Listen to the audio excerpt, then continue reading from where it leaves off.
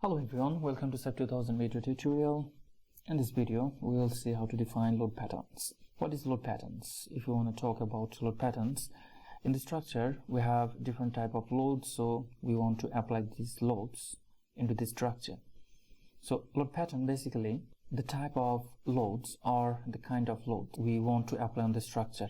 It is like if you want to ask what type of load or what kind of load. So the question is what type, what kind. The answer is load pattern. So if you want to define the load pattern, we'll go to define. From define, we'll go to load patterns. Here it is. The dead load is always in the structure because the structure has its self load, so we must have the dead load patterns.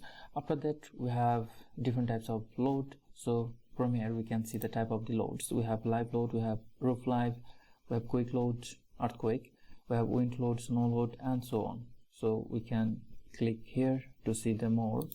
As you can see, we have a lot of load types. So after adding dead load, we can add live load. Multiplier will be 0. After that, we need to change the load pattern name. We will write as it is live, so we will write here live. Then we will click on add new pattern. So it is added. So we have load pattern, dead load, live load. After that, we can add quick load. So just we shortly write EQ, earthquake. And the auto lateral load pattern, we can choose the standard. So I will select the Turkish standard 2018 and then click on add. After that, we have wind load. Here we can write wind. Then again we will select the standard, Turkish standard, add new load pattern. Then we can add snow. We can write here snow, add. So we can also add temperature like hot weather or cold weather. Then we can add so on. So we have this kind of load pattern type. And we have added here mainly dead load, live load, earthquake, wind load, snow load. So in this way we can add load patterns in the structure.